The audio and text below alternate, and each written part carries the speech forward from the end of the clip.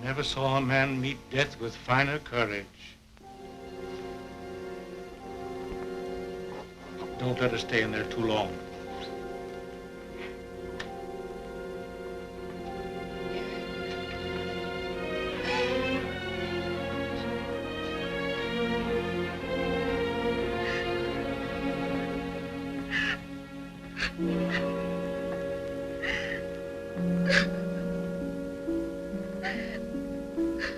Dearest, is Father well now? Yes, dear. He's well. He's quite well. But we have no one left now but each other. No one at all. My baby.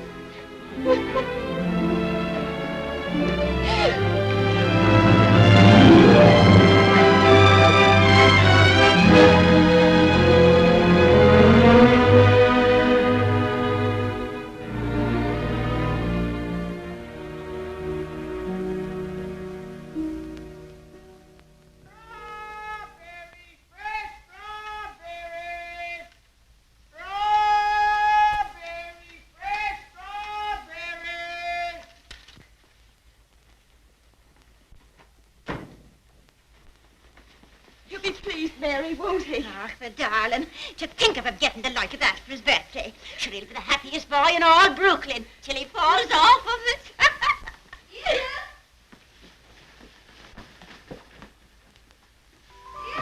All right, Zeddy.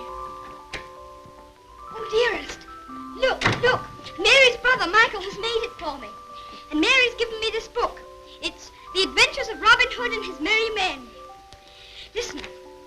Back varlets, touch maid Marian at your peril. However many you be, I defy you all. See, dearest, you're maid Marian, and I'm Robin Hood. They crowd around you. I'll never leave your side, however many there are. Oh. Now, dearest, you cry out, help me, Robin Hood. Help me, Robin Hood. Help. Varlets, no, I've got... Help. There. Oh. Isn't that... You like it? Oh, my... Of all the events in my life, this is the most magnificent. Do you really like it, darling? It's what you wanted? It's exactly what I wanted. Oh, I do hope it is. Only you will be careful, won't you, and not let it run away with you or anything. I suppose I'm about the safest bicycle rider in the whole of Brooklyn. Do you mind that now, huh? No? Can I ride it now, dearest? Can I go now? Oh. I can't wait 1 minute. Mr. Hobbs has to see it, and Dick. Can I go now, dearest? At once? Yes, dear, only do be careful. Oh, dear. There we are. Let's go. Steady, do be careful of the street cars. You should get on the sidewalk. Wait a minute. Yes. Goodbye, dear. Goodbye. Oh, be careful,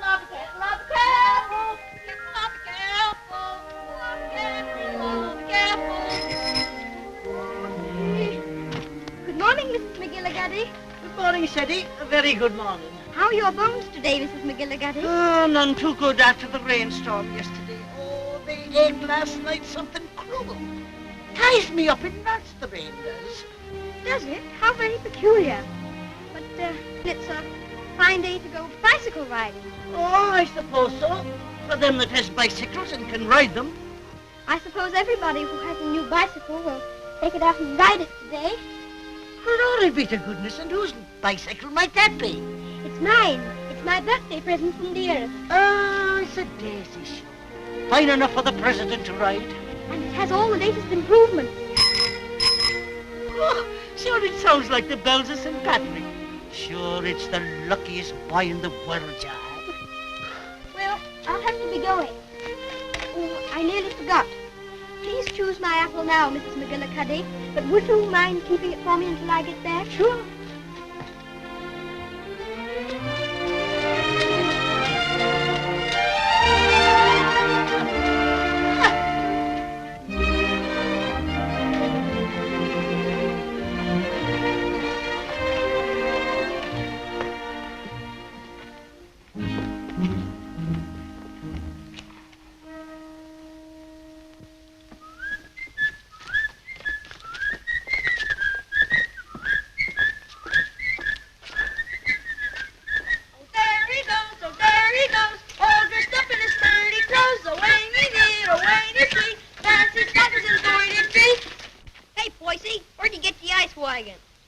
goodbye, please. Give us a little ride, will you, Bub? I'm sorry, no. Scared I'll get it dirty? No, but I'd rather ride it myself. Hey, English, when'd you get back from dear old London? I'm not English. I'm an American. Now, where'd you get that kind of gab? My father was English, if it's any of your affair. Ooh, does your mother know you're out? Don't you dare talk about my mother. Mama's pet, Mama's pet, Mama's pet. I think you'd better take your hand off that wheel. Want to make anything out of it? I want to make you get out of the way. You don't dast, you sissy cat.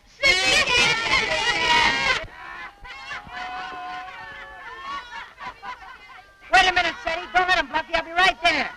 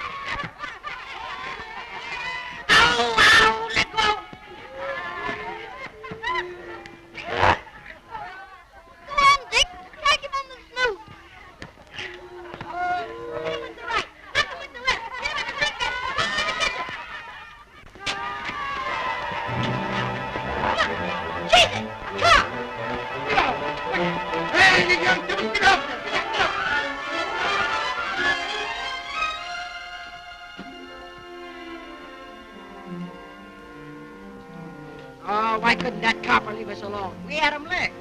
Thanks terribly for coming to my rescue, Dick. Ah, Nix, that makes us even for me giving you the mumps. They didn't even scratch it. Gee, Runkers, where'd you swipe that? The heiress gave it to me. Isn't it magnificent? It's a lollapalooza. I want you to be the very first person to ride on it. Oh, thanks.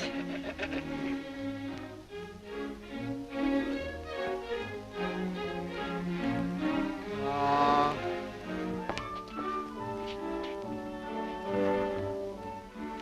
Thank you very much for your assistance, Mr. O'Brien. It's a pleasure, Sadie, my lad. Of course, I think we might have won anyway. Sure, and don't I know it? But I had to keep you from committing murder. I tell you what, Dick. I'll just go once around the block, and then you can ride it down to Mr. Hobbs' store. Make it later, 'cause right away I gotta go see my brother Ben off. He's going out west.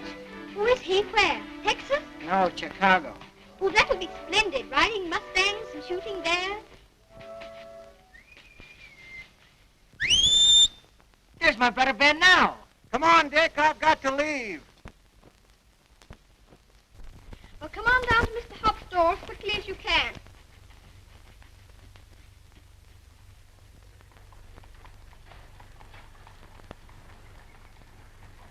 What do you say to a little birthday party? Ginger pop and cookies and some candy. That would be perfect, Mr. Hobbs. Only, Only?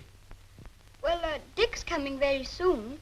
And I was thinking, if we could wait. I guess there'll be enough to go around.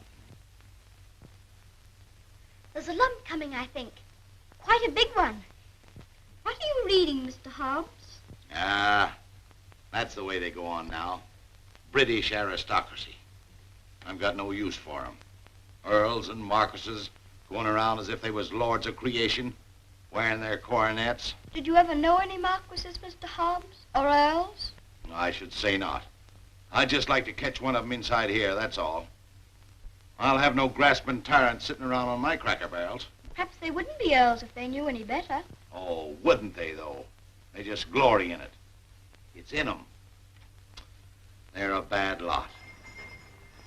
Here you are, Dick. Just in time for Seddy's birthday feast. Gee, Manetti, ginger pop and everything. Here's to your health, Seddy. Many happy birthdays. Thank you very much, Mr. Hobbs. Why, Mary. Come on home, darling. The mistress is wanting you. Oh, glory be. Would you look at your face? I'm very sorry, Mr. Hobbs, but I shan't be able to stay for the feast. Is there anything wrong with dearest? Not at all. Sure, there's nothing the matter with her. What's happened, Mary? Now, don't be asking me any questions. Weird, strange things happening to us. If you'll forgive me, Mrs. Errol, you must not disregard the great position to which your son has fallen heir through the death of his uncle, your late husband's brother. But what it amounts to, Mr. Havisham, is that you want to take my boy away from me. Mrs. Errol, you must remember that I'm acting quite impersonally and simply as a lawyer of the Earl of Dorincourt. The Earl of Dorincourt disowned his son and has refused to recognize his grandson until now. Why should I give up my boy? I'm afraid I've been very stupid, Mrs. Errol. I should have told you. My instructions are that you shall accompany Lord Fauntleroy to England. Oh.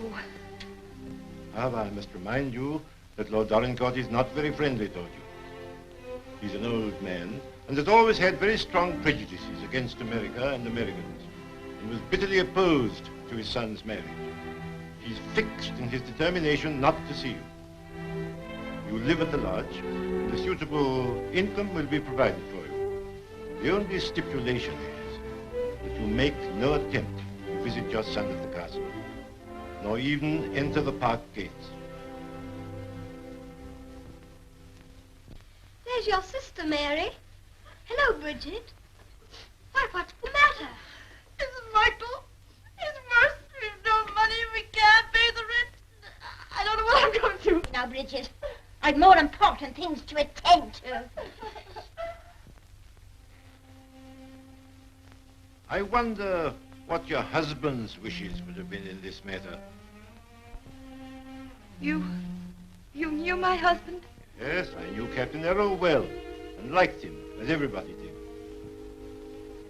He was greatly attached to his old home. Yes, I know.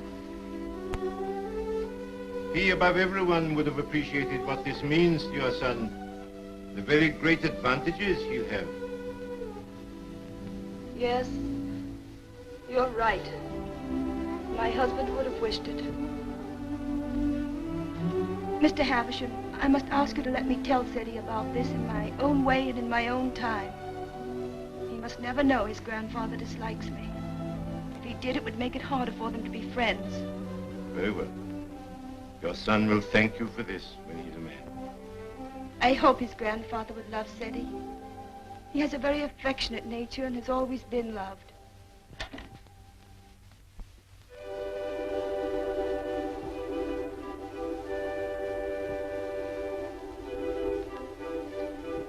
Havisham, dear, whom your grandfather has sent to see us, all the way from England. How do you do, sir? So this is little Lord Fauntleroy.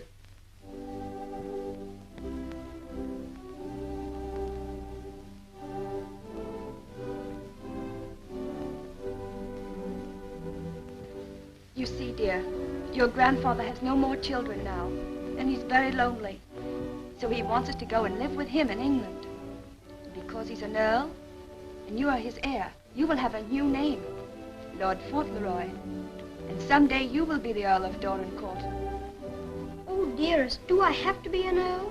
None of the boys are earls. Can't I not be one? I'm afraid it can't be helped, dear. Just think, dear, soon we'll be starting for England. Do we have to go to England, dearest? I'd much rather not. Oh, what will Mr. Hobbs say?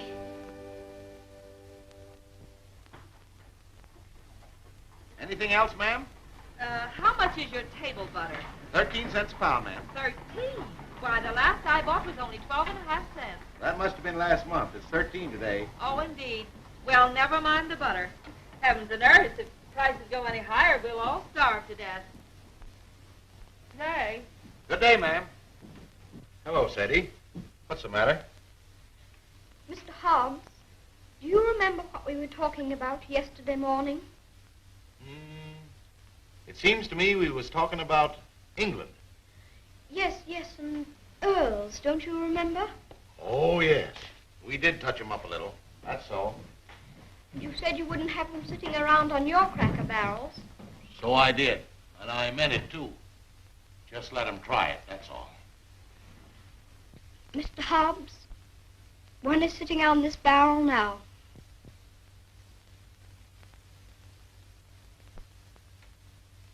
What? Yes, I am one. Or I'm going to be. I won't deceive you, Mr. Hobbs. It's the heat.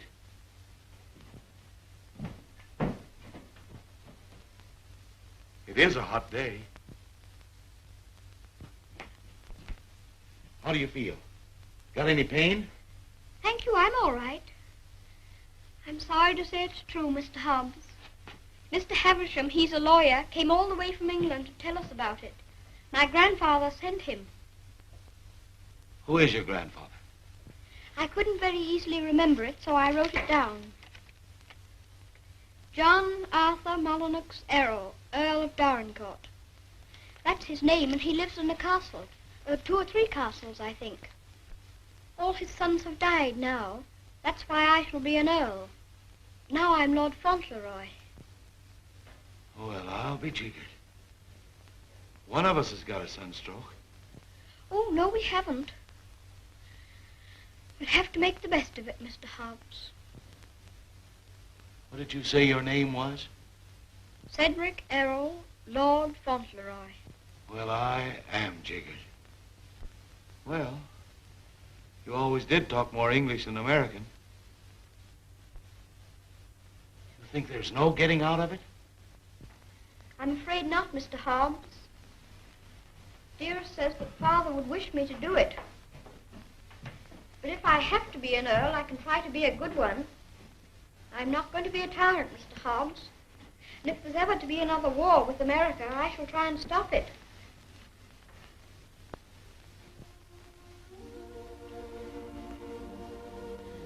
England's a long way off, isn't it?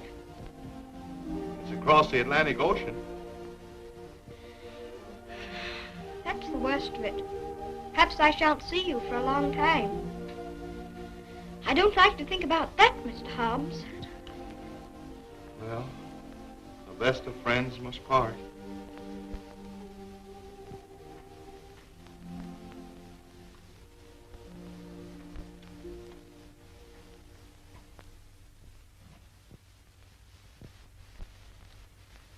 I'm afraid, Mr. Havisham, our American food must seem very strange to you. A little, ma'am. I find that muffins are biscuits and biscuits are cookies. But the cooking's excellent. And after all, it's the company that makes a meal exquisite, not the food. Thank you, Mr. Havisham. When you're an earl, you'll give splendid dinners in one of the most beautiful castles in England. Do you know, I'm not sure I know exactly what an earl is.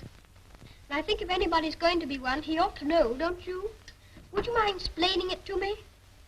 Well, someone is made an earl generally because he's done some service to his sovereign or some great deed. Oh, that's like the president. Oh, is it? Is that why your presidents are elected?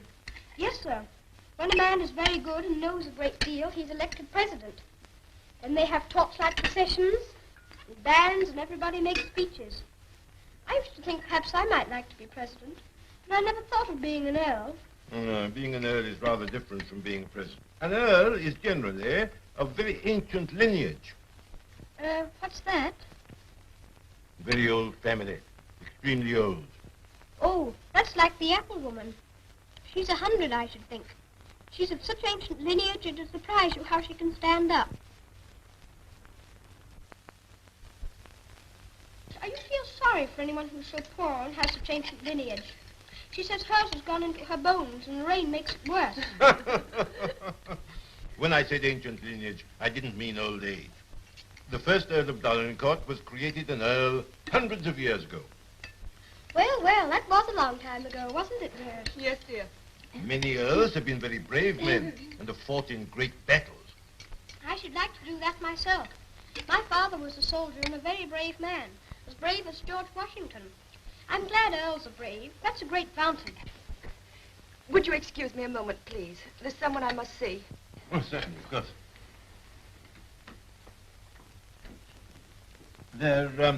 There's another advantage of being an earl. Some of them have a great deal of money. That's a good thing to have. I wish I had a great deal of money.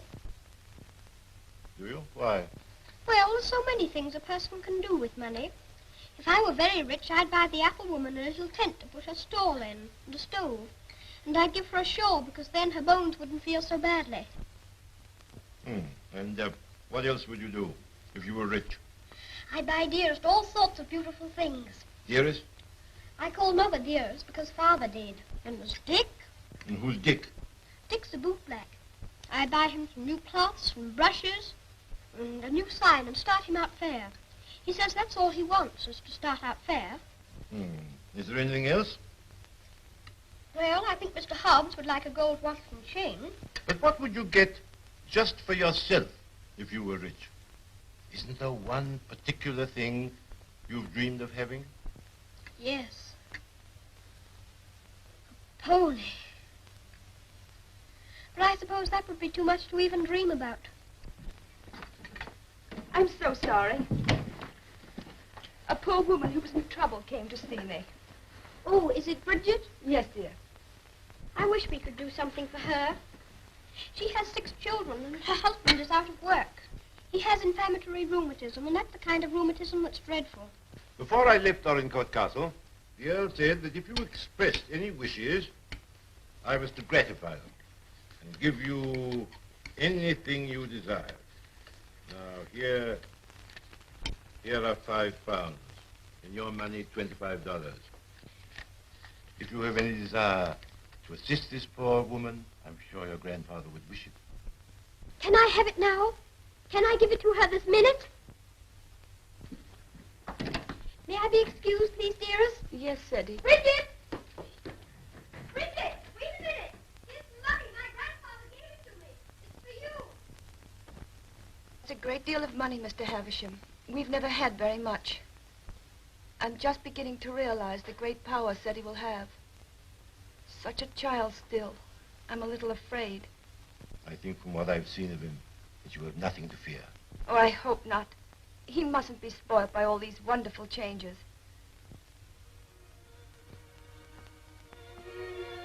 She cried. She said she was crying for joy. I never saw anyone cry for joy before. My grandfather must be a very good man. It's more agreeable being an earl than I thought it was going to be. In fact, I'm almost quite glad I'm going to be one.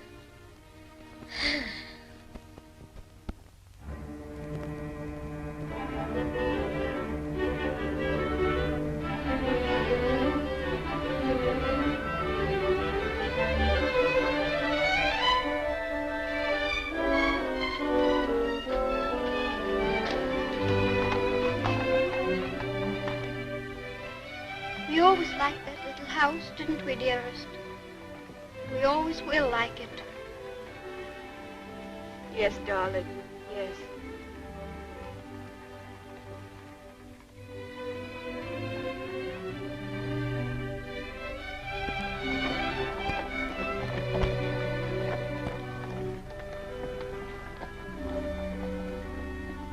I've come to say goodbye.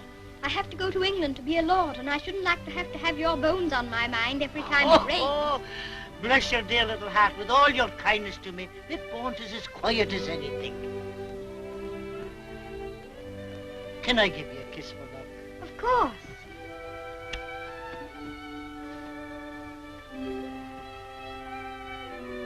Here's an apple to eat on the boat. Thank you very much. Oh, no, darling. Why should you pay?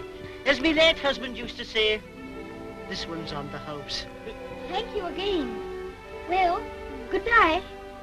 Goodbye, darling.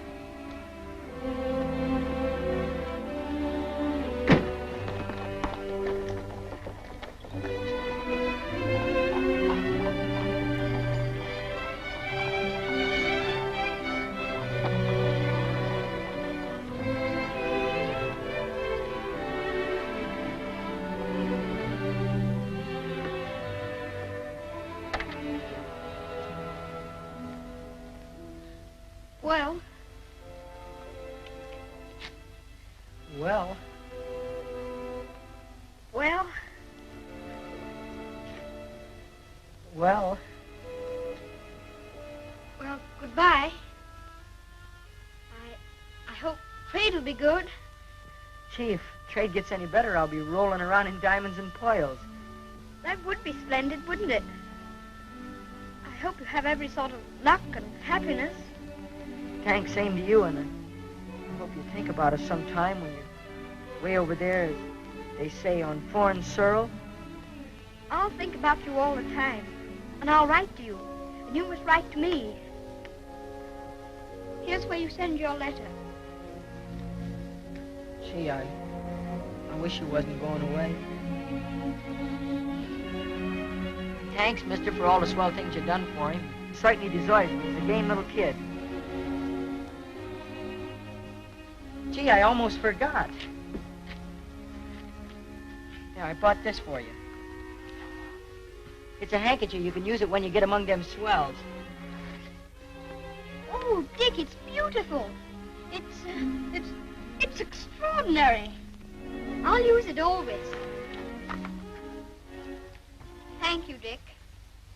Thank you very much. Well, goodbye. Well, goodbye.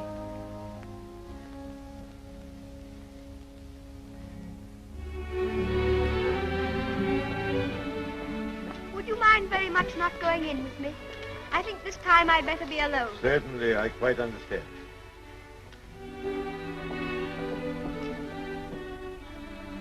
This is for you, Mr. Hobbs.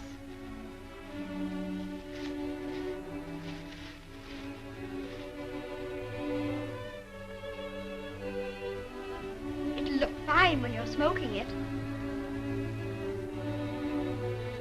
Why, Sadie, that's just what I wanted for a long time. This is my real present, Mr. Hobbs.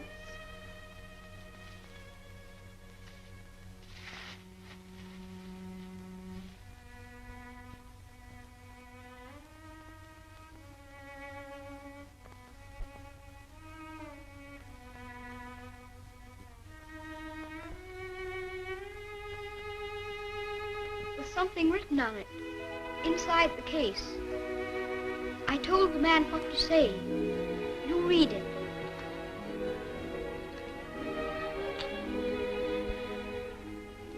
From his oldest friend, Lord Fauntleroy, to Mr. Hobbs. When this you see, remember me.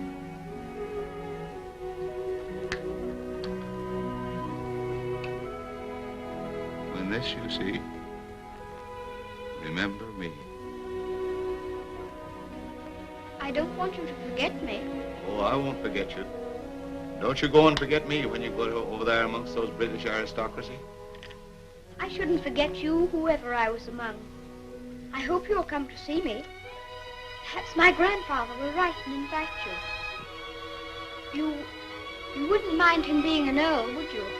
I mean, you wouldn't stay away just because he was one. Oh, I'll come and see you. I won't be able to help myself.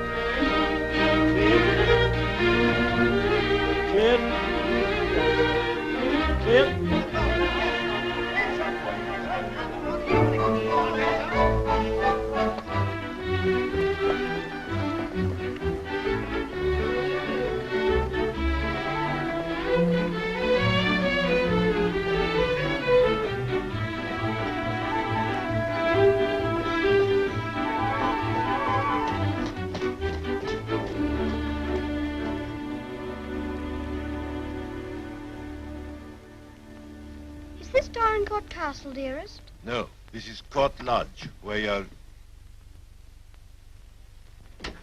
Here's Mary. We had a splendid time in London, Mary. I'm so glad you came before us, Mary. We don't feel so strange finding you here to welcome us. Oh, sure, 'tis the great happiness I wish you, ma'am, in your lovely new home. is Mrs. Baines, the cook, Mum, and that's Susan, the parlour maid. I'm sure we'll do everything, ma'am, to make you comfortable. Oh, I'm sure you will.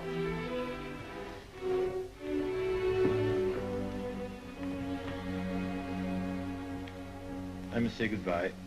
The carriage is waiting to take me to the castle. I must tell the Earl of your safe arrival. He needn't go tonight. I'd so like to have him with me my first night here. No, I'm sure Lord Dorincourt won't expect his grandson tonight. Tomorrow will be time enough. I dread so to tell him that we're not going to live together anymore. I'm a coward, I know, putting it off so long, but it's the most difficult, the most cruel thing I've ever had to do.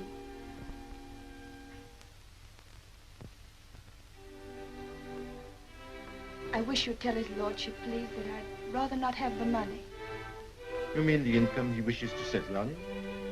I have a little money of my own. It's quite enough to live simply on. I must accept the house, of course, because that makes it possible for me to be near Seti. I'm grateful to him for that, but... He'll be very angry. He won't understand it at all. I think he will understand. He must understand that I can't accept money from a man who hates me so much that he's separating me from my boy. I'll deliver your message.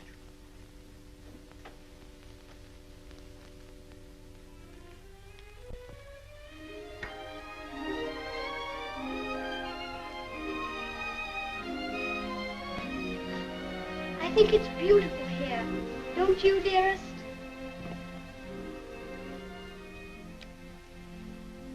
Seti, darling, there's something I must tell you. You're not going to understand it, I know. But I want you to believe me, as you always have, when I tell you it's for the best. Tomorrow, Mr. Havisham will take you to your grandfather, and you will live with him at the castle. But I shall not go with you.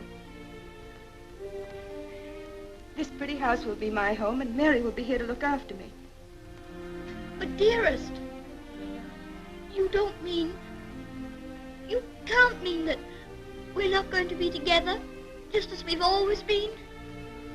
Oh, no, I can't. I couldn't. I won't. I won't.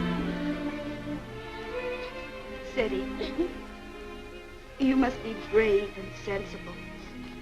If there are some things you can't understand now, you'll understand them later. It's best for you to live there. There are good reasons why it is.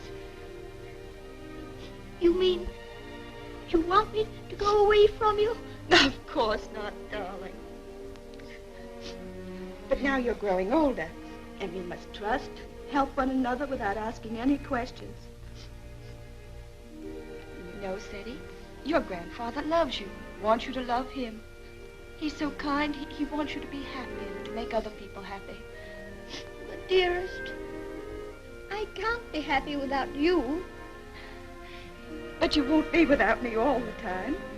I'm not far from the castle here, and you'll run in and see me every day. You'll love the castle. There'll always be something new and interesting to tell me, and I'll have things to tell you.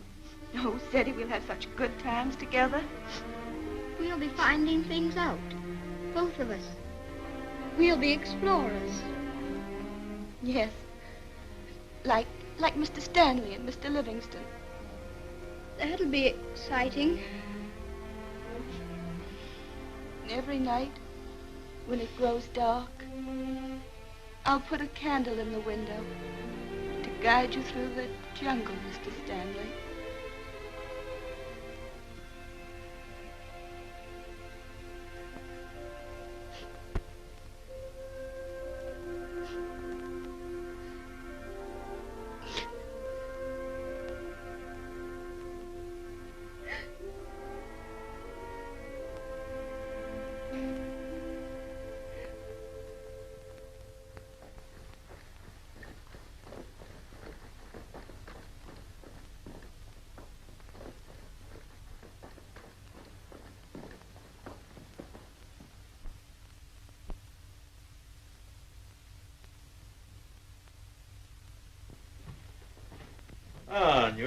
How's his lordship? In a rare mood this evening he is. He told me to evict all the tenants if they weren't paid up. Oh, I dare say that'll be a job to your liking.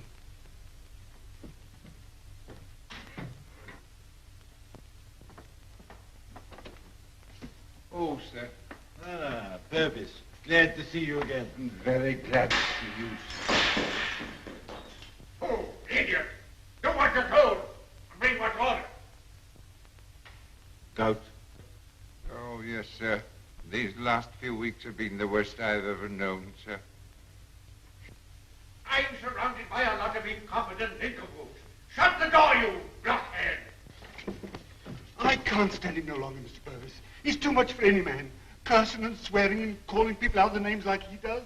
And it ain't just today, it's every day. Thomas, you brought him the 63 port. He prefers the 51. How was I to know he didn't say? Fetch the other bottle. What business you got drinking port anyway in this condition? I can't feed and house every lazy lout in the parish, and I won't. You and your poor. I've had enough of them. But, my lord. Mr. Mordaunt is with him, sir. I said all I had to say, and now I say good night. Good day, my lord. Good day. beg your pardon, how'd you sir. do, Mr. Havisham? Mr. Mordaunt. Mr. Havisham, my lord.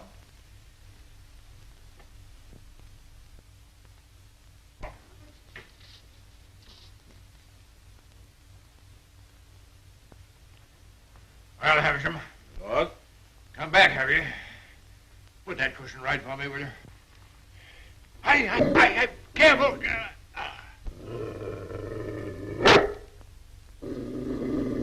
What's full of hot needles?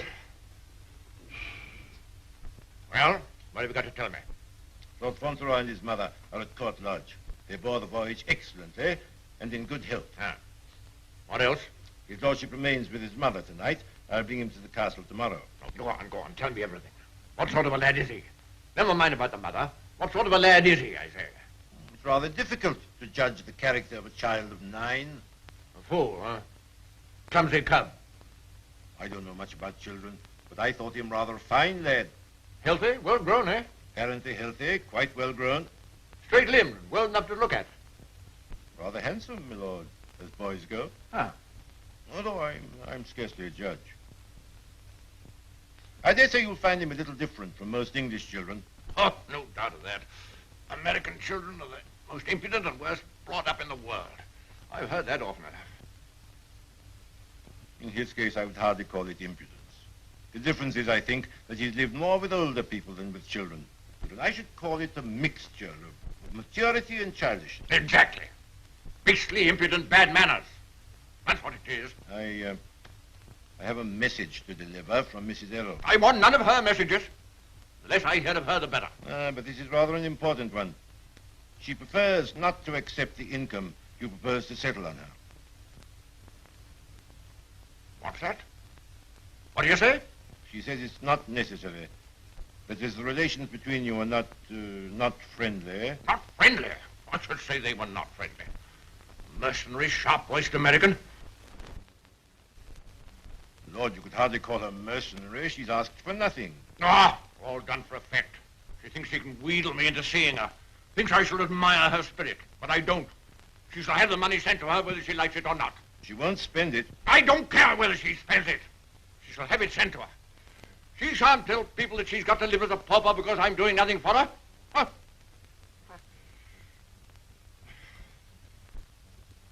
I suppose she's poisoning the boy's mind against me, too. No. I have another message that'll prove to you she's not done that. I won't care.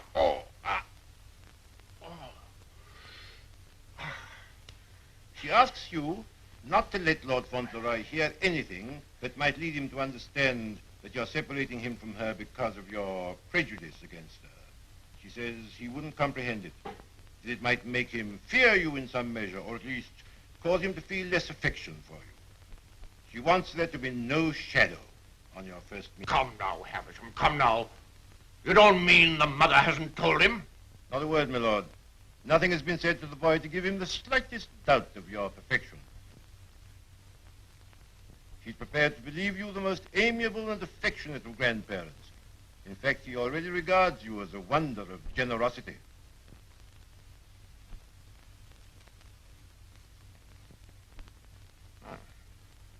does, huh? I would suggest, my lord, that Fauntleroy's impressions of you depend entirely upon yourself. I make a further suggestion, that you'll succeed better with him if you take care not to speak slightingly to him of his mother. The boy's only 9. Nevertheless, those 9 years have been spent at his mother's side. She has all his affection.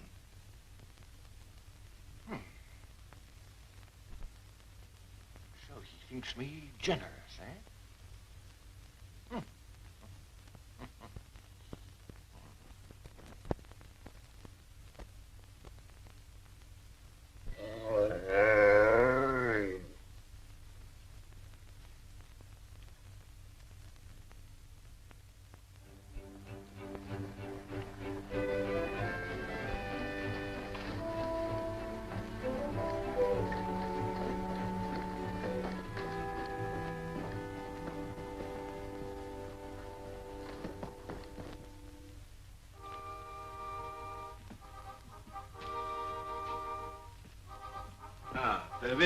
This is Lord Fauntleroy.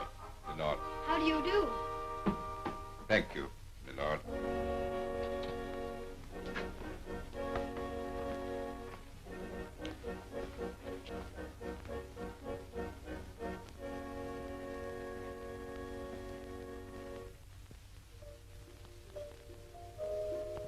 My lord.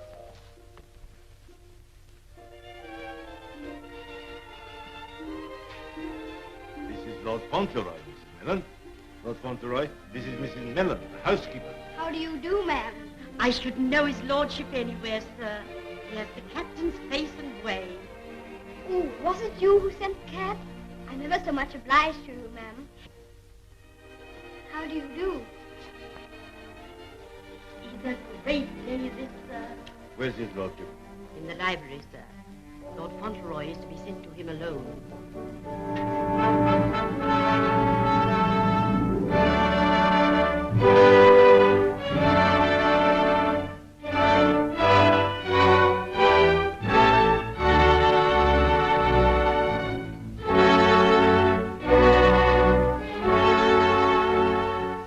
Lord Fauntleroy, my lord.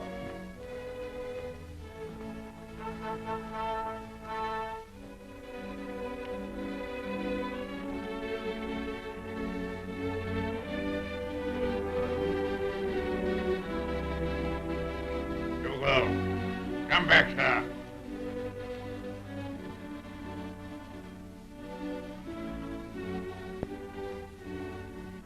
How do you do, sir?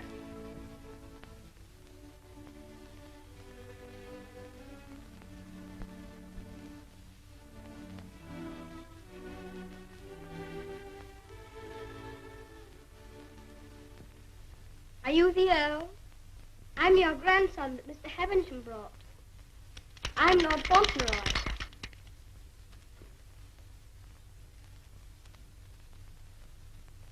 I hope you're quite well. I'm very glad to see you. Ah, you're glad to see me, are you? Yes, very.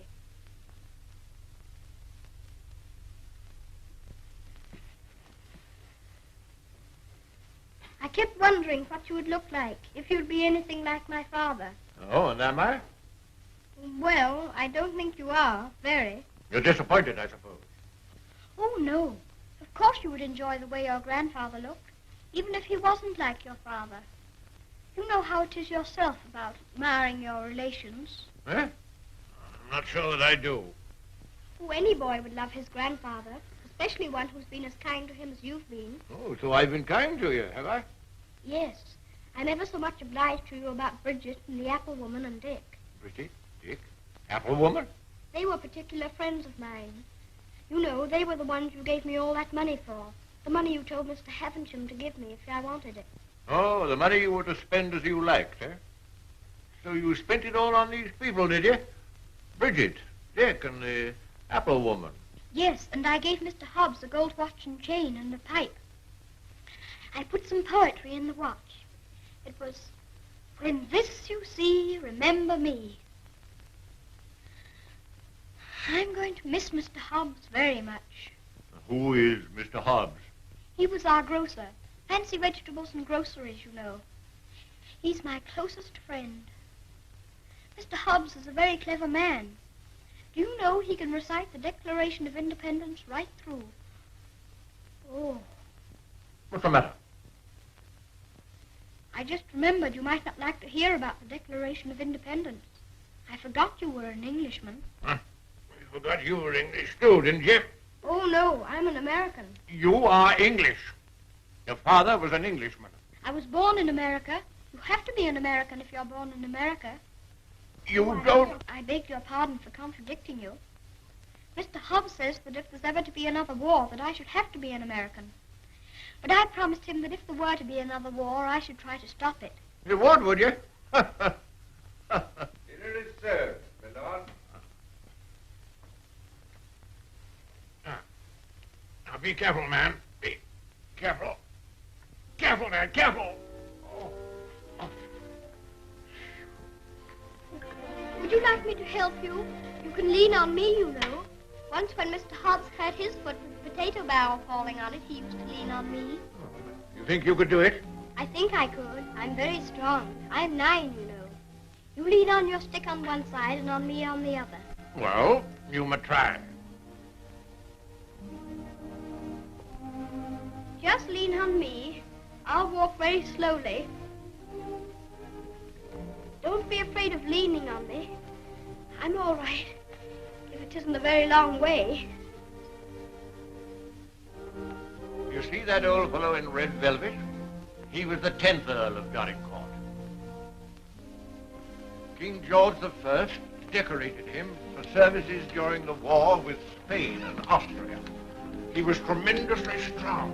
He could bend a bar of iron between his hands. You get your strength from him. How very interesting. Did you ever try putting your foot in hot water and mustard? Mr. Hobbs used to. Arnica is a very good thing, too, they tell me. Oh, thank you. I'll try it.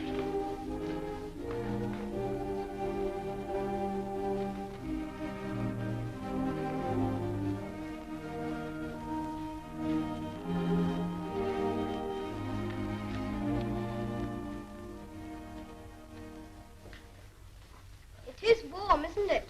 A person can't help getting warm in the summertime. Great heavens! What's that? It's a present from Dick. Isn't it beautiful? When this I see, I shall always remember Dick. Yes, I should think you would. It's a bit difficult to forget him. Dick's a professional bootblack. You'd like him. He's so square. Square? Yes. He wouldn't cheat anyone or hit a boy under his thighs. Oh. Very pleased with there. Thank you.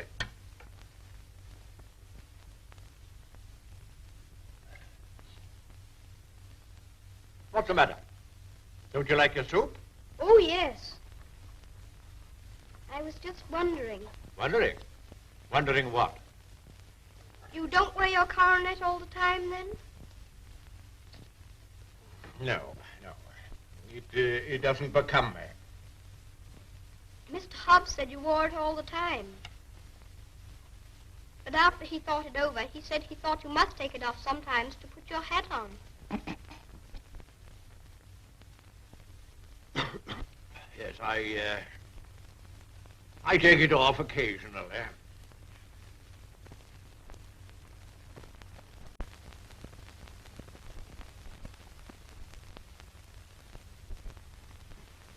You must be very proud of your house. I never saw anything so beautiful. But it's a very big house for just 2 people to live in, isn't it? Oh? You think it's too large? Well, I was only thinking that if 2 people lived in it who were not very good companions, they might get a little lonely sometimes. Thank you. Do you think I shall make a good companion? Yes, I think you will. I think you should be almost as interesting as Mr. Hobbs. Huh. Mr. Hobbs and I were very great friends. He was the best friend I had, except...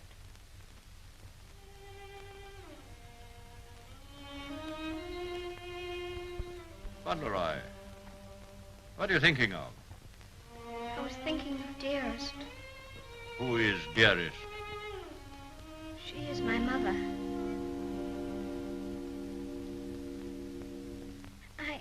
I think I'd better get up and walk up and down.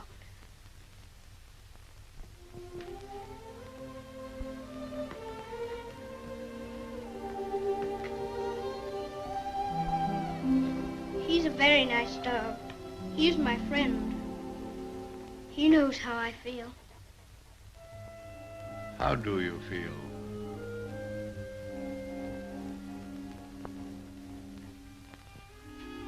Come here.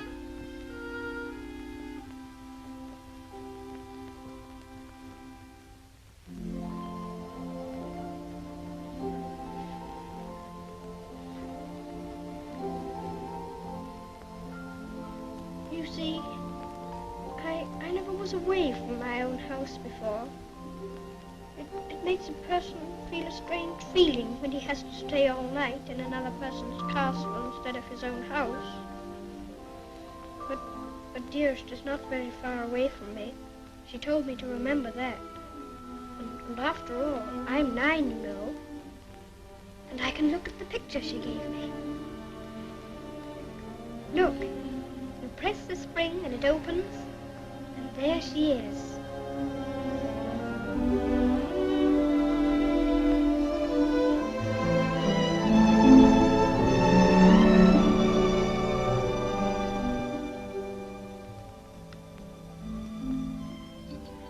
I suppose you think you're very fond of her.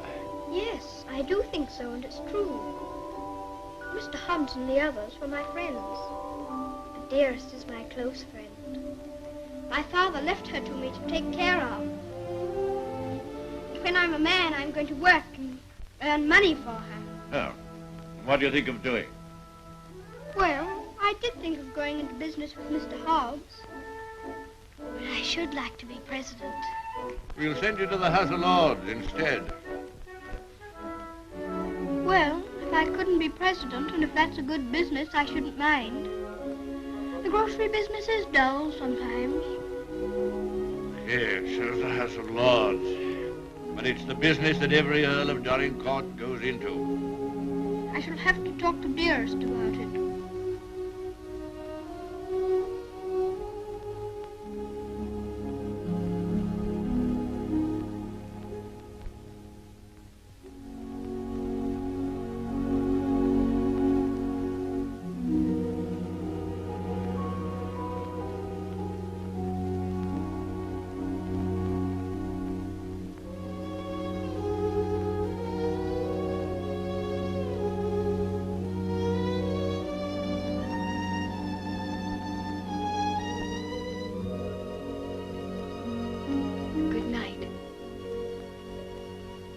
Keep you all the night. Morning, Thomas. Good morning, sir. His lordship? In the library, sir. And such goings on I never heard in all my life. Would you think it'd be all right for me to see him? Oh, yes, sir. He's expecting you.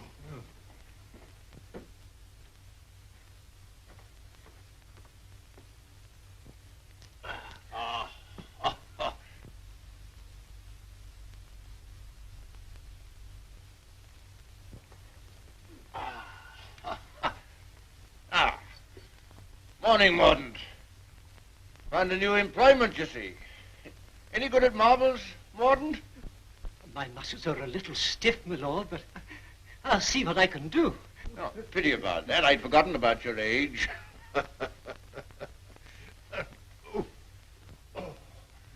This is the new Lord Fauntleroy. Fauntleroy, this is Mr. Mordaunt, rector of the parish. I'm very glad to make your acquaintance, sir. I'm delighted to make your acquaintance, Lord Fauntleroy. Well, what is it this morning, Mordaunt? Who's in trouble now? It's one of your tenants, my lord. Higgins of Edge Farm. York has told him that if he doesn't pay the rent, he must leave the place. He's a bad tenant. Always behind, Newick tells me. He's devoted to his wife and children. If the farm is taken from him, they may literally starve. That's like Michael. Huh? I forgot we had a philanthropist here. Come here. What would you do in this case? Well, if I were very rich, I should let him stay and give him things for his children. Nonsense. You're Lord Fauntleroy. Time you learn to deal with these situations. You can write, can't you? Yes, but not very well. Well, go over to the desk and write Newick his orders.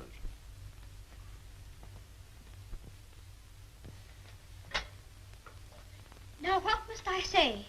You must say, Higgins is not to be interfered with for the present.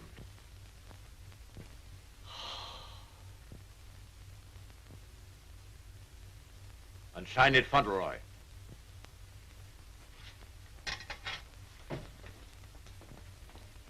Do you think it will do?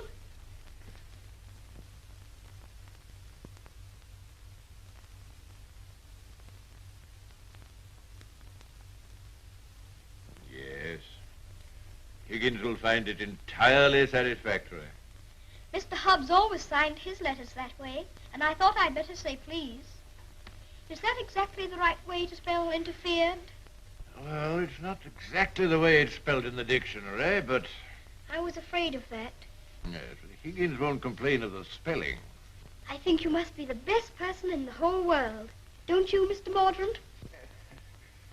I shall write and tell Mr. Hobbs. Oh, what'll you tell him? I shall tell him I think you're the kindest man I ever heard of, and that you're always thinking of other people and making them happy, and that I hope when I grow up I shall be just like you. Just like me. There you are, Morden. Take that with you. I will indeed. This is good news. Thank you, my lord. Oh, don't thank me. Thank Fauntleroy. Thank you. Goodbye, sir. Goodbye.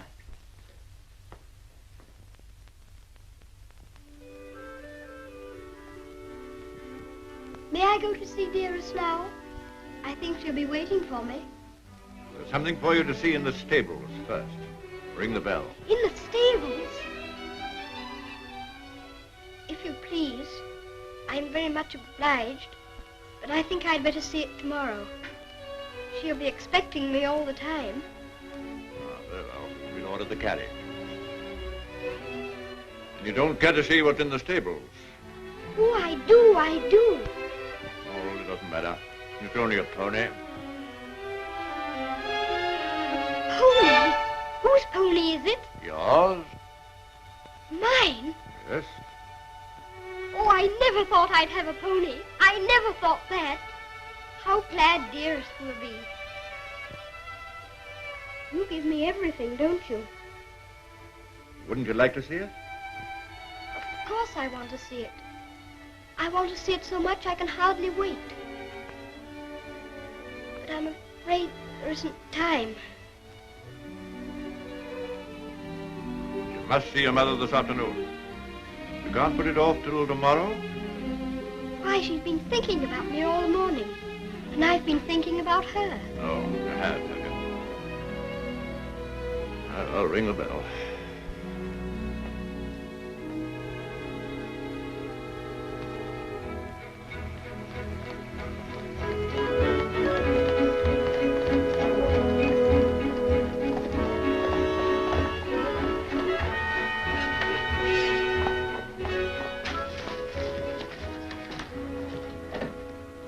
Let me give you your stick. Just lean on me when you get out. I'm not going to get out.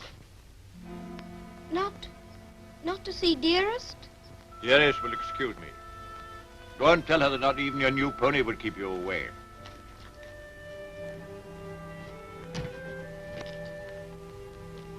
She'll be disappointed. She'll want to see you very much. I'm afraid not. The carriage will call for you as we come back. Drive on, Jeffries.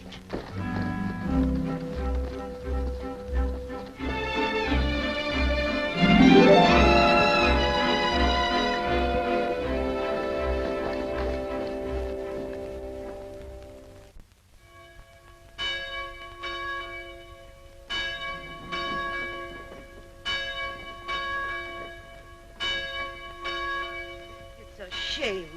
Parted from his own mother. Cook at Court Lodge was telling Sarah she'd never have worked for a sweeter lady than Mrs. Errol. The letter was written by the little gentleman his own self, signed with his name to. Fauntleroy, as large as life. The little treasure. Aye, that's the mother. Pretty young thing, too. Good morning, ma'am. Good morning. God bless you, ma'am. Thank you. Good morning, ma'am. Good morning. It's his lordship coming to services. That's a new notion.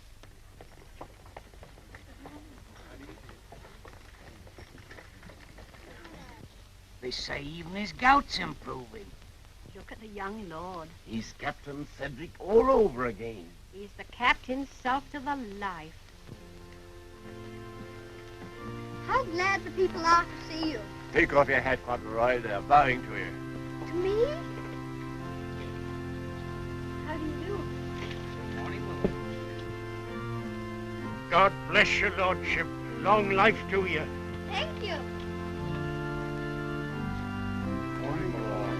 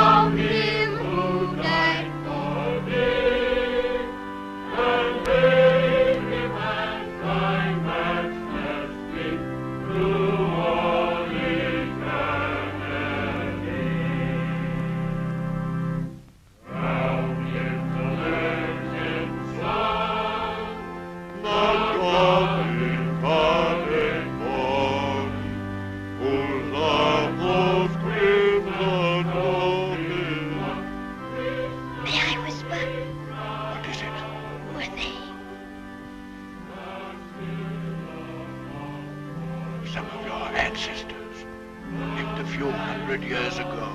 Oh. Perhaps I got my spelling from them. Shepherd King of Israel,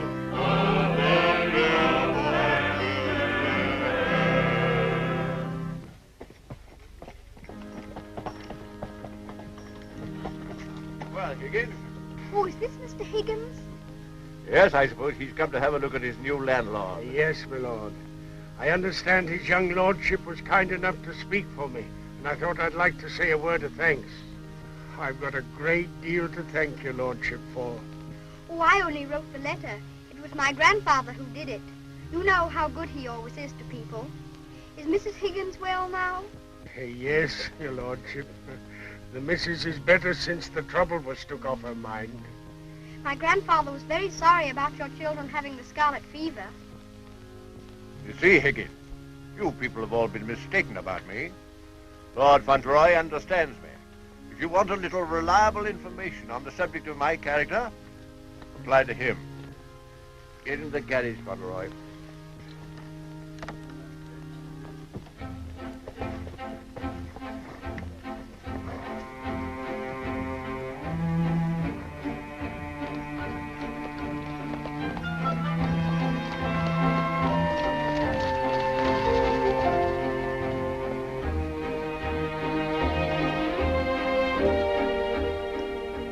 Miss your mother very much? Yes, sir. I miss her all the time. You don't miss her, do you? I don't know her. I know. And that's what makes me wonder. She told me not to ask any questions, and I won't. But see her almost every day, don't you? Isn't that enough? We used to see each other all the time. We could tell each other things without waiting. Well, don't you ever forget about her? No, sir, never. I shouldn't forget about you, you know. If I didn't live with you, I should think about you all the more.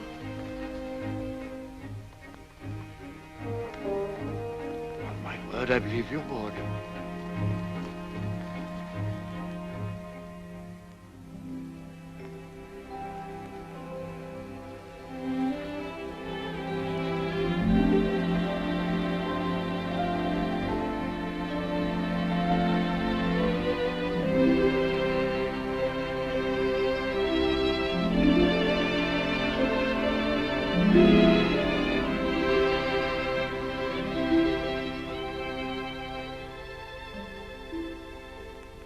He is such a good Earl, he reminds me of you.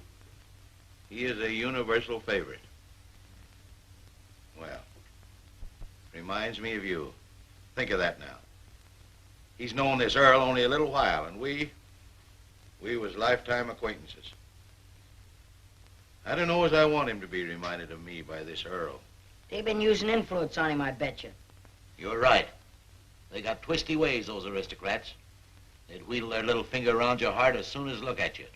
All for their own purposes, mind. It's a pity they're making an oil out of him. Yeah. He would have been a shining light in the grocery business. A shining light. Do you know any particulars about that stuff like castles and oils? No, not much. Except they're haughty and mean. Sure is a Jim Dandy letter he wrote. Almost as good as seeing him. Only it ain't, of course. Oh, he was a plum daisy of a kid. I bet you sometimes he wishes he was back here. I do. You lonely? Oh, not so bad. Where you living now? Oh, me and two other fellas, we got a room in a lodging house. The other two fellas, they get drunk and fighting, but it's cheap. Oh, that's no sort of a place for a lad like you to be living. Now, look here. I got a clean, dry loft over my stable, and there's an old bed you can have. Why don't you come here and stay? Won't cost you a cent. Gee, do you mean that, Mr. Hobbs? Well, certainly I do. Yahoo! Gee, Mr. Hobbs, talking about oils, you ain't no oil, you're a prince. Oh, sure.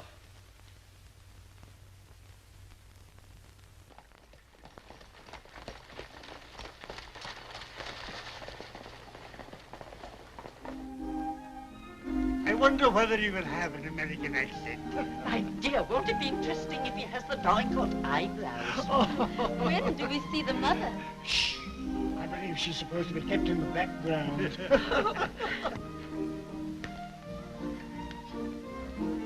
Well, Molyneux, is this the boy? Yes, Constantia, this is the boy. Fauntleroy, this is your great aunt, Lady Lorridale. How do you do, great aunt? How do you do, young man? You're like your father. I loved him more than most people in this wicked world. Oh, did you know my father? Know him? Of course I do. Oh, then you must meet Dearest. She will enormously like to talk to you about him. You see, I was the only one she could talk about him to who knew him. And I was so small when he... Yes, Fauntleroy, this is your great uncle, Sir Harry Lorridale. How do you do, sir? Here you're fond of horses. I'll confess to you, Constantia, that what you'll probably see for yourself. There's a risk of my becoming rather an old fool about him. Becoming? By the way, the mother, what does she think of you? I don't know. I haven't asked her. You must come over to Lorridale Park one day and see us. There are some new cocker puppies in the kennels. You shall have your pick. Oh, thank you very much indeed, Uncle. Only Dougal might be offended. You see, he's very fond of me, and I really shouldn't like to hurt his feelings. Hurt his feelings. That's a good one. Did you hear that, Conrad? Hurt his feelings. This is Miss Herbert Fauntleroy. I want you to be great friends with her. How do you do? Have you met Dougal? He shakes hands beautifully. Shake hands with Miss Herbert, Dougal. He's a great friend of mine. I like making friends, don't you? Yes, I do. May I be your friend? And Dougal. Oh, yes, if you please. Lumbago, Fortescue. Better, I hope. Thanks. much better. I've known Dorincourt as well as anyone could know him for 35 years. And that's the first time he's ever bothered to inquire about my health. Most extraordinary. Havisham, you're late. What's kept you? Beg your pardon, my lord. I was detained by extraordinary news. News? What? What news? Not now, if you don't mind. Later, my lord, later.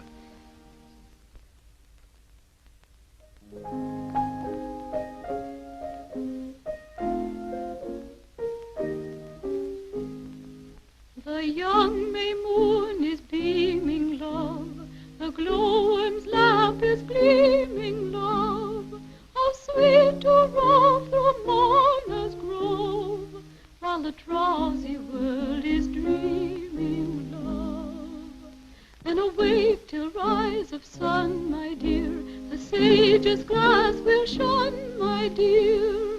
Or in watching the flight of bodies of light, he might happen to take thee for one, my dear.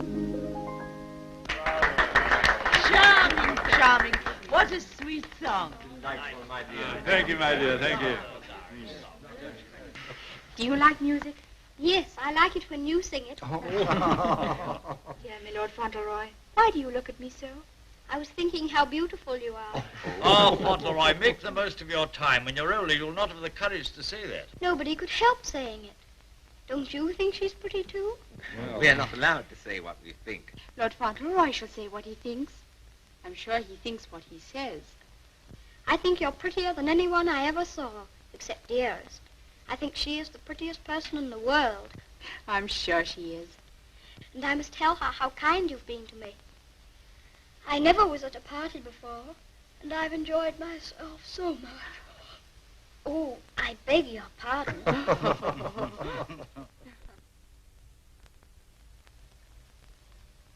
Good night, little Lord Fauntleroy. Sleep well. Thank you very much.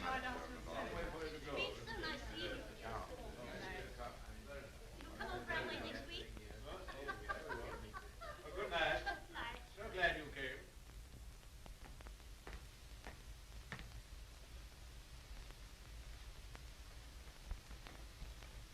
Well, Havisham, what in the world's the matter? Something serious must have happened to make you behave like this. What is it? It's bad news. The very worst of news, my lord. I'm sorry I have to be the bearer of it. Why do you look at the boy so? You hang over him like a bird of ill omen. Has it anything to do with Fauntleroy? My lord, I waste no words. My news has everything to do with him. If we're to believe it, it's not Lord Fauntleroy who lies asleep before us, but only the son of Captain Errol. The present Lord Fauntleroy is the son of your boy Bevis, and at this moment is in a lodging house in London. What do you mean? You're mad.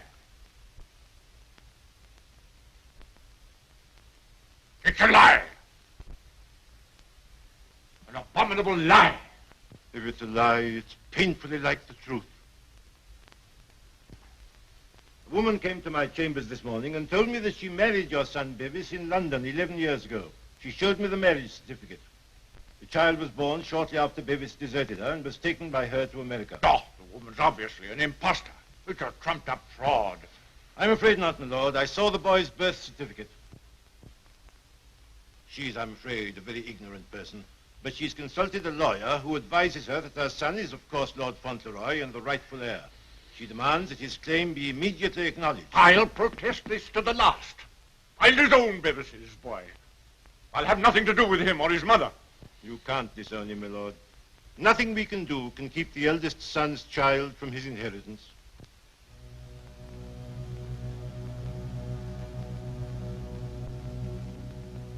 The woman you say is an ignorant, vulgar person, eh? She can hardly spell her own name. She's obviously uneducated and openly mercenary. And I objected to his mother.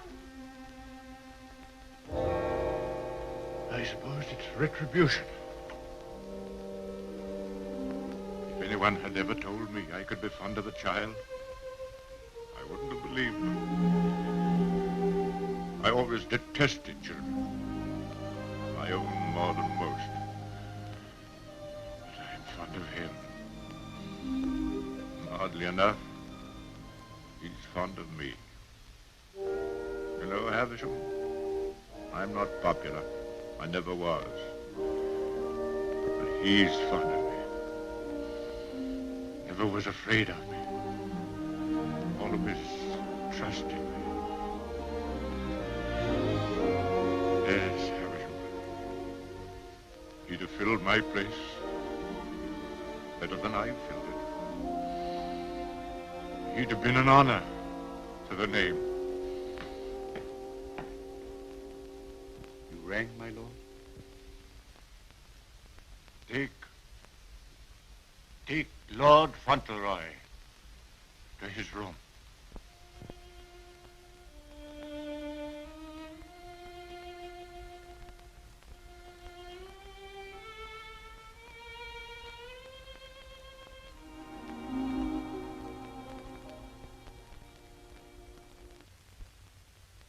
What a pity. The boy's a thoroughbred if ever there was one. I suppose you may say it's a judgment on Molyneux. But that boy, the first human being he ever loved. Will Molyneux take the case to the courts, do you think? Can't tell, he's obstinate enough. Courts of the devil. You go in with your best suit, buckles on your shoes, and come out as nature made you. Bless my soul, Constantia. Whoever would have dreamed that I'd have felt sorry for the old boy? I wouldn't have minded our having a boy like that, Harry. Yes. Bit of luck for us, old girl, if we had. I'll tell you one thing. If his little lordship loses his title, the village loses the best friend it has. Aye, that's right. And I'll tell you another thing. It'll drive the Earl mad if this goes wrong for him. Why, he's been so proud of the boy, you'd hardly believe it if you knew him for what he was before. And the new one's no lady, that's sure. Bold-faced thing, that's what she is. The dark-eyed, brazen-faced wench. Is the Earl coming now with Mr. Havisham?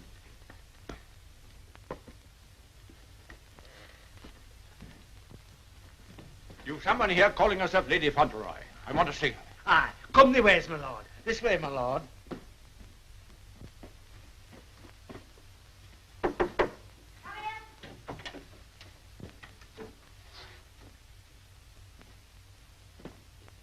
Earl of Dorincourt.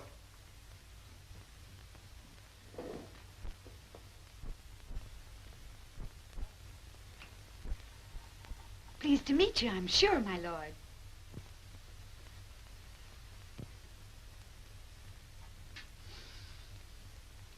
Bevis?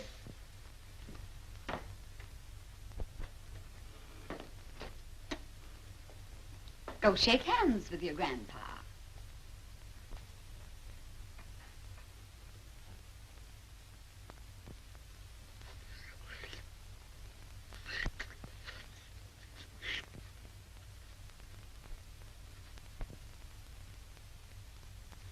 So that's the way you're going to treat your grandson, is it? Ah, you needn't try to look so fierce about it. He's your grandson, all right. Yes, my lord. We have proof of the young gentleman's birth. He is the son of the late Lord Fauntleroy. Allow me to introduce myself. Joshua Snade, at your service. My card. I've already had the pleasure of making Mr. Havisham's acquaintance. Lady Fauntleroy has placed all the evidence in my hands. I can assure you, my lord, it is sufficient to justify her case should it come into court. But may I suggest that we come to an arrangement and settle this matter amicably on a friendly basis? Friendly? Ha! Look at him staring at me as though I was dirt. Me, his own daughter-in-law. Oh, your son Bevis married me, all right. And a fine rotter he was. But he was the father of my boy, and I can prove it. Lady Fauntleroy, please. You may think you can fight me, but a lot of good it'll do you. They don't love you around here, and you know it. I've heard plenty about you and your dirty, snobbish pride. Plenty of pride you'll have when I'm finished with you. Unless you want to climb down off your high horse and get reasonable with your own flesh and blood. Lady Fauntleroy... You shut up! I'll stop at nothing, do you hear? I'll drag this case through every court in the land. I'll let the whole world know what you are. You and your precious son, Bevis, deserting me and his own child, a babe in arms. How I've suffered, heaven only knows. And you standing there looking at me and my boy as if we was scum. You ought to be ashamed of yourself. say you married my eldest son. If that's proved to be true, the law's on your side. In that case, your son will be Lord Fauntleroy, and you will be provided for. But I warn you, the matter will be sifted to the very bottom. I'll only add that I want to see nothing of you or your boy as long as I live. After my death, you can, unfortunately, do as you please. Yes, you're exactly the kind of person that I should have expected my son Bevis to choose.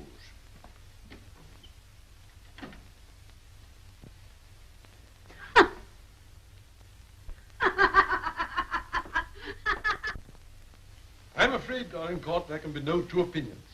At least that's how I see it. You agree, Semple? Yes, I'm afraid we can see it no other way. But it's monstrous. That woman and that boy are utterly unfit. Alas, the law can take no cognizance of such things. I sympathize, Dorincourt, more than I can say. Sympathize? What's the use of that? If we take it to the courts, you think there can be only one result? I'm afraid so. The birth certificate, everything we have, point the same way. If you take it to court, you'll have the expense and the notoriety, and only, I fear, one possible result. Perhaps the boy won't turn out so badly as you fear. Perhaps you can do something with him. That boy? That oaf?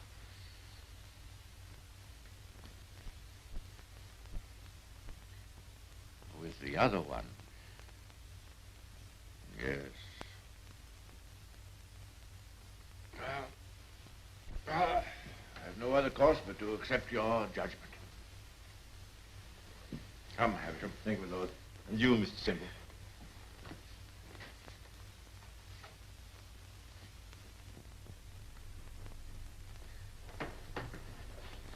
It's the Earl, ma'am. The Earl itself. Show him in.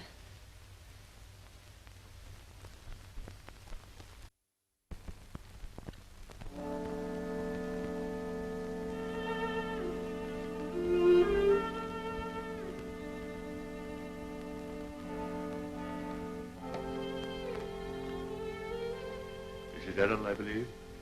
Yes, I'm Mrs. Errol. I'm Lord Dorincourt. The boy is very like you. People have often said so. I'm glad to think he's like his father, too. Yes, he is. Like my son. Won't you sit down? Thank you.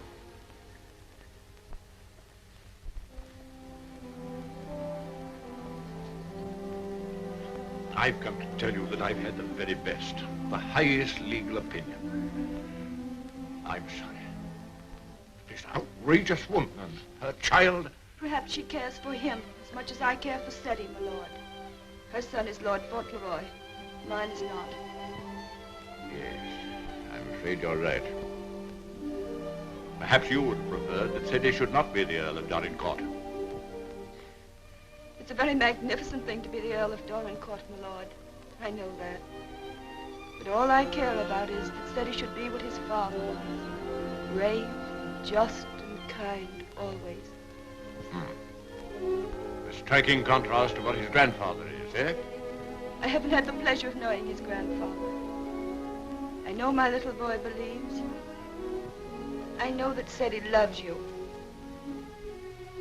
Would he have loved me if you told him why I didn't receive you at the castle? No, honestly, I think not. That's why I didn't wish him to know.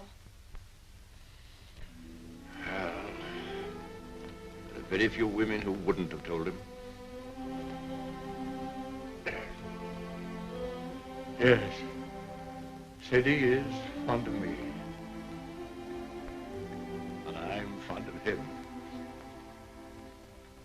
I can't say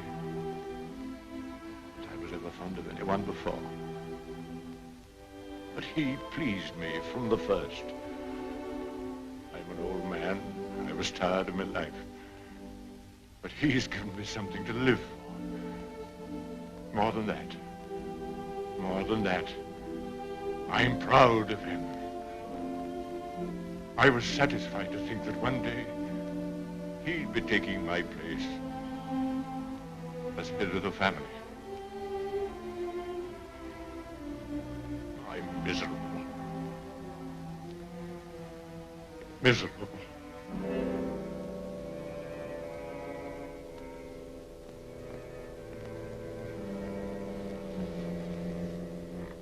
Please sit down. You've been so much troubled, you must be tired. And you need all your strength. Thank you.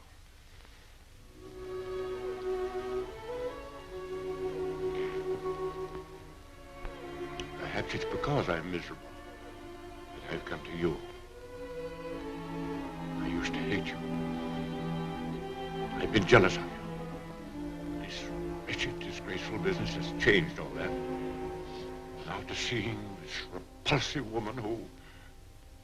Well, I felt it would be a relief to come to you.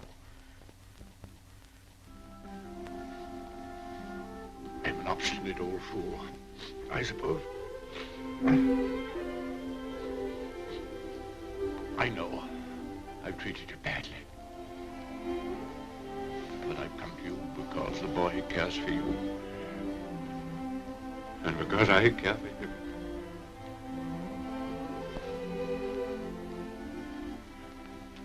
Treat me as well as you can. For the boy's sake.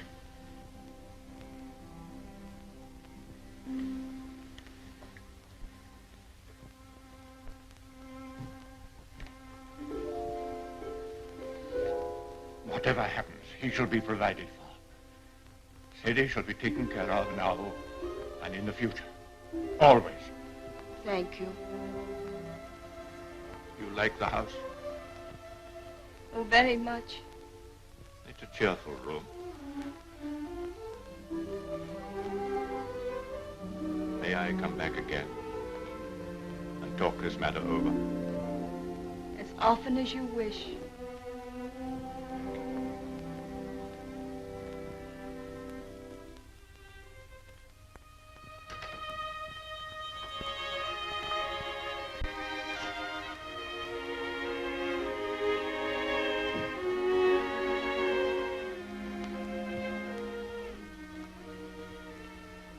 Heard bad news, haven't you?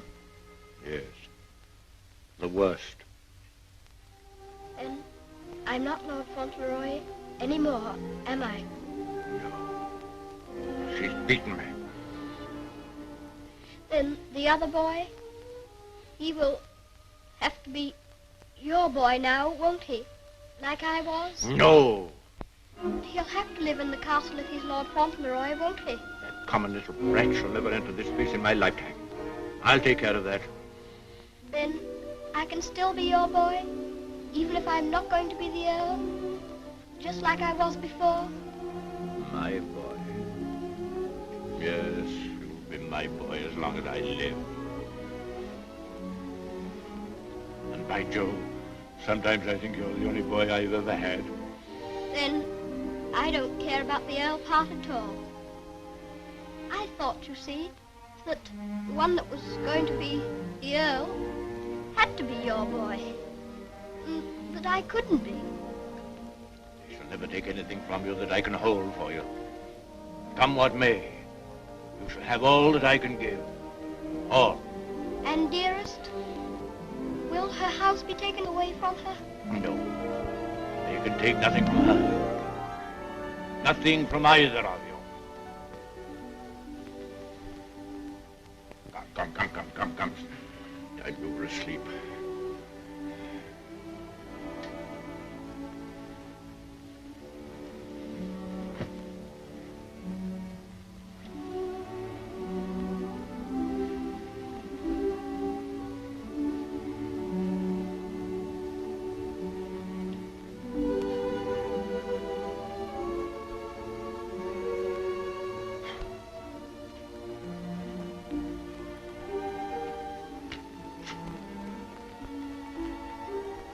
Good night, Grandfather. Good night, my boy.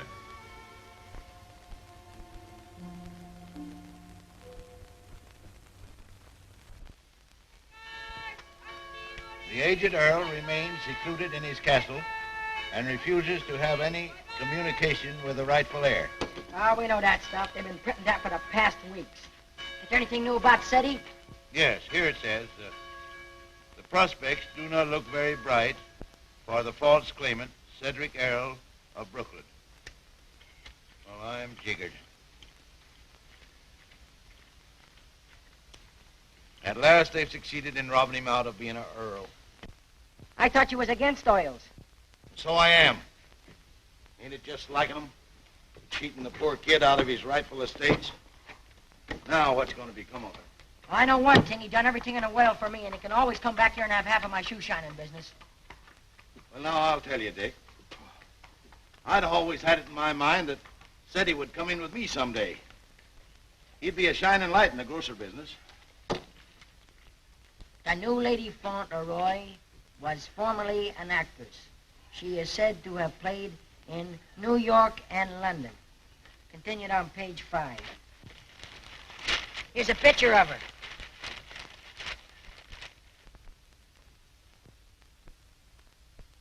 Holy mackerel. What's the matter? Here, look at this. It's her. Her? She ain't no aristocrat, she ain't. I know her as good as I know you. It's Minna, Ben's wife. Your brother? Sure. You mean it's some kind of hocus pocus? Sure I do. Well, I'm jiggered. She was married before, but I never heard of her having no other kid but Ben's kid. You mean the one Ben went out to Chicago to look for? Sure. Maybe she had another kid in England. Maybe she did and maybe she didn't. We'd ought to do something about this. You're dead right we oughta. But we got to get the proper advice. Gee, I wished I knew Alderman Murphy. I know Alderman Murphy. You do? Yeah, come along. Let's go right now. Them Earls, they've always had a spite against us Americans ever since the Revolution. What a place. What a hole. I'm sick to death of it. Cooped up here, week in and week out with nobody to talk to. You're complimentary. I wasn't meaning to be. And grateful. You're getting your money, aren't you? Business is business, you know. Business. I'm sick of business. I want some fun. Why don't you go up to London for a while? London? Not on your tintype. Nothing would please that old devil up at the castle better than to see me clear out. Well, I'll stay here in this rotten country pub. You've lived in worse places in your time, I've no doubt. That's none of your business. You keep a civil tongue in your head or I'll hand you your walking papers. I wouldn't. What do you mean? Just what I said. I wouldn't try anything like that, Minna. I'm Lady Fauntleroy to you. Come in. Why, it's Lord Dorincourt. Why, this is a pleasure, a real pleasure, I'm sure. Won't you take it? Hello, Minna. Why, hello, Dick.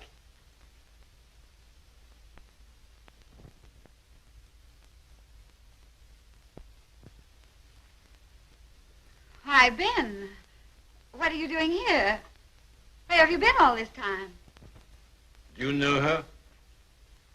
Funny if he didn't, seeing as how he was my second husband. Where's the child? What child? You know what child, our boy Tom. Oh, Ben. But you know, you must have heard. Someone must have told you. Told me what? It was pneumonia. Only 3 days and he was gone. It broke my heart. I meant to write you, but I didn't know where you were. If that's true, who is this boy you've got with you? That's none of your business, Ben Tipton. Can I see him? No, you can't. Tell us, please, why Mr. Tipton should not see your boy. Oh, hello, Uncle Dick. Well, I'll be jiggered. You shut up! You're a dirty pair, you are. Coming all this way to spy on me, trying to do me hurt. I'll have the law on you for the way you're hounding me. You... Silence! Come here, Tom.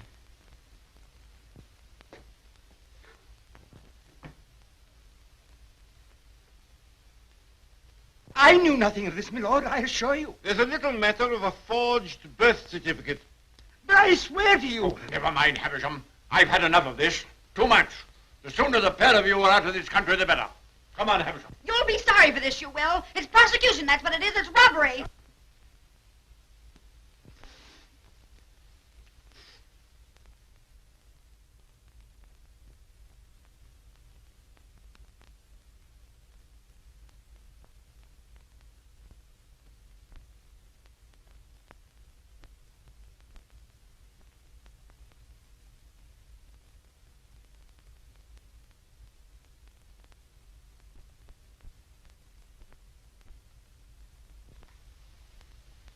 This will be somewhat in the manner of a museum, my lord? Well, not exactly a museum, Mr. Hobbs. They're portraits of my ancestors.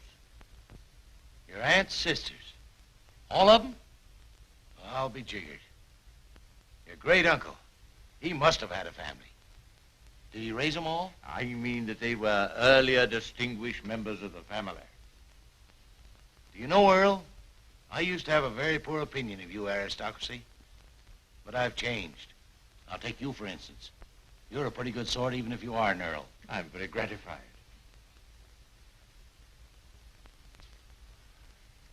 Bit gay, wasn't he?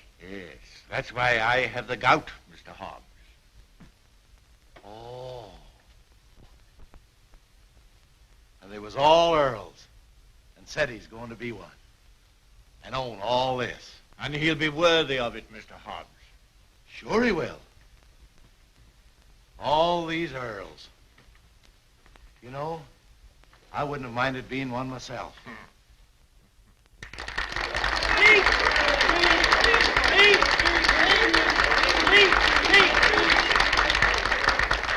Thank you very much. It's such a lovely day. I always like having birthdays, but never one so much as this because you're all so kind to me. My grandfather wants everybody to be happy and comfortable, and I'll want it too when I'm grown up. I think that's all because I'm not very good at making speeches, but I must say that I'm very much obliged to you for liking my birthday. Ripping little nipper. Ain't he a daisy? I'll bet you boys elect him king someday. I didn't know the little fella could talk so good. Why, he makes a better speech than Alderman Murphy. By Jove. Well, I'll be jiggered. And I've another birthday present for you. Another one besides all the things this morning? Yes, the best of them all. Oh, dearest! Oh, dearest! Oh, dearest, I was wanting you here. I was wanting you here so terribly much. Were you, darling? Fauntleroy, your mother's come to live with us in the castle. To live with us? To live with us for always? Are you sure you really want me? We've always wanted you, but we weren't exactly aware of it. Well, Mr. Hobbs, it's so nice having you here with us. I dread to think of you ever going back to America. Not to live there. Not to live there. America's a good enough country for them that's young and stern, but there's faults in it. There's not an aunt's sister among them. Nor an Earl.